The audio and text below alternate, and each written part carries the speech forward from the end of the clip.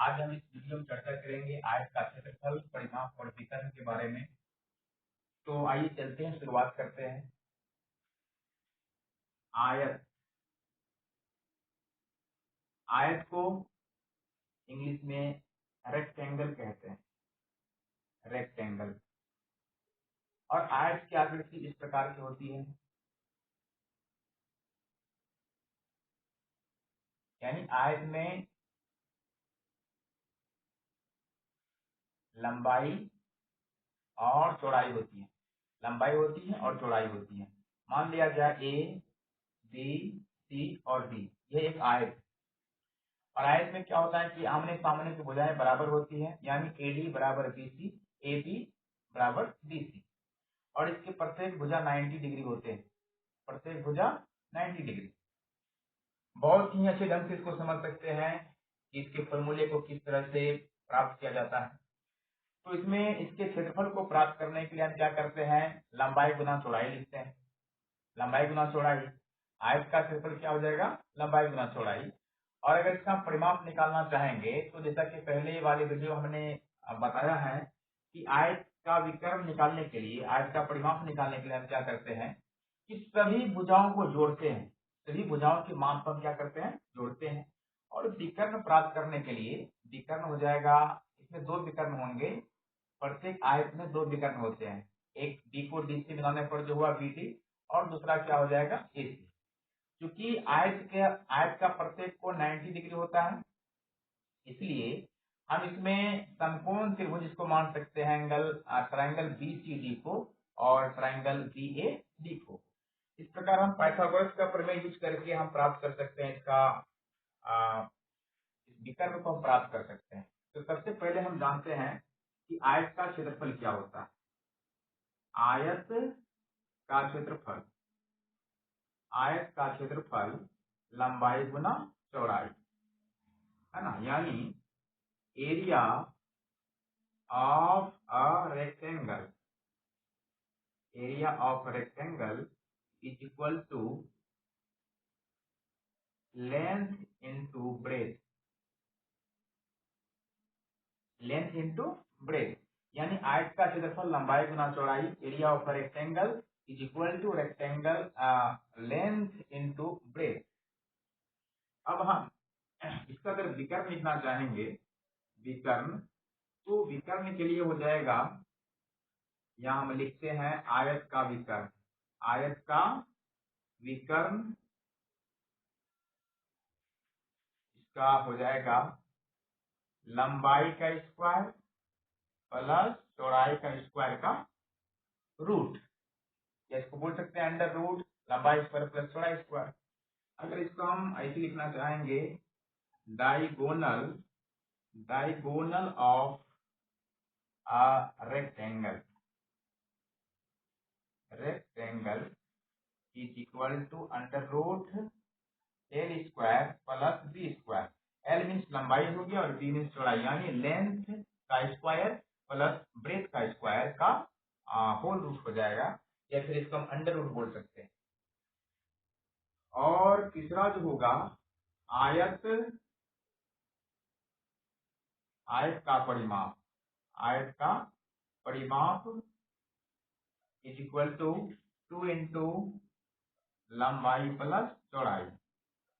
यदि हम लंबाई प्लस चौड़ाई, लंबाई और प्लस चौड़ाई में अगर हम 2 से गुना कर दें तो फिर हमें प्राप्त हो जाएगा आयत का परिमाप। हम लिख सकते हैं perimeter, perimeter of a rectangle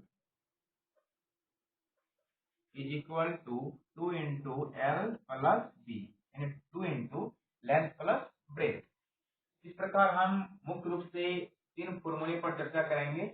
और इस पर अगर आधारित किसी प्रकार का प्रॉब्लम आता है, मान लीजिए कि क्षेत्रफल दिया हुआ हो, लंबाई दिया हुआ, हमको चौड़ाई ज्ञात करना हो, तो हम चौड़ाई के लिए अलग से फॉर्मूला का यूज नहीं करेंगे, बल्कि हम किसी फॉर्मूले से चौड़ाई को फाइंड आउट कर सकते हैं, ज्ञात कर सकते हैं। लंबाई दिया हो, चौड़ाई दिया हो, और अगर क्षेत्रफल निकालना हो तो हम क्या करेंगे, लंबाई इंटू चौड़ाई कर देंगे। अगर मान लीजिए कि लंबाई नहीं दिया गया है, क्षेत्रफल दिया हुआ है इसका और चौड़ाई दिया हुआ है, हम लंबाई प्राप्त कर सकते हैं इसी फॉर्मूले का यूज करके। आइए ऐसा नहीं कि क्षेत्रफल के लिए अलग फॉर्मूला, लंबाई के लिए अलग, चौड़ाई के लिए अलग। हमें 3 फॉर्मूला यूज करने की कोई जरूरत नहीं है, हम एक ही फॉर्मूला से तीनों प्राप्त कर सकते हैं। कैसे करेंगे? मान लीजिए एक सवाल है जिसमें दिया हुआ है आयत की लंबाई 10 मीटर, मान लीजिए 10 मीटर और चौड़ाई 8 मीटर है। तो आयत का क्षेत्रफल ज्ञात करें। तो आयत का क्षेत्रफल ज्ञात करें। आयत का क्षेत्रफल ज्ञात करें। आयत की लंबाई 10 मीटर और चौड़ाई 8 मीटर है, तो आयत का क्षेत्रफल ज्ञात करें। तो इसके लिए हम क्या करते हैं, एकदम बहुत ही सिंपल है। आयत का क्षेत्रफल का फॉर्मूला यूज करेंगे। हम लिखेंगे, यहाँ पर हम ये लिखेंगे, दिया हुआ है क्या दिया हुआ है, लंबाई का वैल्यू दिया हुआ है, कितना है 10 मीटर, चौड़ाई का मान भी दिया हुआ है, कितना है 8 मीटर। इस प्रकार से हम लिख सकते हैं यहाँ पर आयत का क्षेत्रफल इज इक्वल टू लंबाई प्लस चौड़ाई इज इक्वल टू, लंबाई का वैल्यू कितना है 10 और चौड़ाई का 8, 10 गुना 8 करेंगे कितना हो जाएगा 80 मीटर स्क्वायर। यहाँ मीटर स्क्वायर इसलिए लिखे क्योंकि क्षेत्रफल का जो यूनिट होता है, अगर मीटर में दिया हुआ है भुजाएं, तो हम मीटर स्क्वायर लिख सकते हैं। अगर सेंटीमीटर में दिया हुआ रहेगा तो हम क्या लिख सकते हैं, सेंटीमीटर स्क्वायर।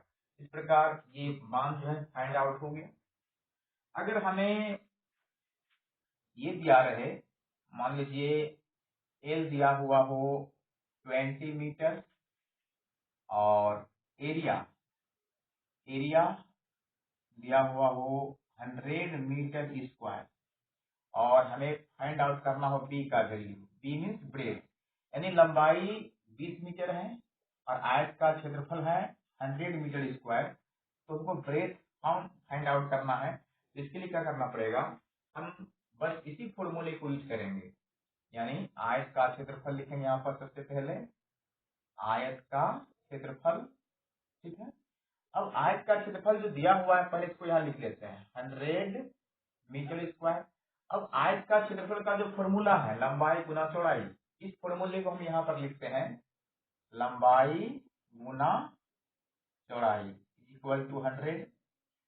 अब हम क्या करेंगे, यहाँ पर चूंकि दिया हुआ है लंबाई का मान कितना 20 दिया हुआ है 20, और गुना हम लिखेंगे यहाँ पर चौड़ाई इज इक्वल टू 100। अब हम लिख सकते हैं चौड़ाई बराबर 100, चूंकि ये 20 जो है गुना में, 20 गुना में है, और अगर इक्वल टू के अपोजिट साइड भेजेंगे तो ये जो चिन्ह है गुना का ये बदल जाएगा और ये हो जाएगा भाग का, यानी बटे में आ जाएगा 20। हम लिख सकते हैं 100/20, इसको हम कैंसिल आउट करते हैं तो 5 टाइम्स में कैंसिल होता है। इस प्रकार चौड़ाई अर्थात बी का जो वैल्यू है ये हमें प्राप्त हो जाता है 5 मीटर। तो हम यहाँ पर देखें कि अलग अलग टाइप के आयत से संबंधित जो प्रॉब्लम है उसको सोल्व करने के लिए मात्र हमको एक ही फॉर्मूले का यूज करना पड़ा। तो इस प्रकार आप भी कोशिश करके आयत से संबंधित जो भी सवाल है इन 3 फॉर्मूला का यूज करके बहुत ही अच्छी तरीके से बना सकते हैं। आशा करते हैं कि इस वीडियो से आपको बहुत ही लाभ होगा, खास करके मेंसुरेशन को समझने में। बेसिक कॉन्सेप्ट है मेंसुरेशन का। तो इसके लिए आपको बहुत बहुत धन्यवाद।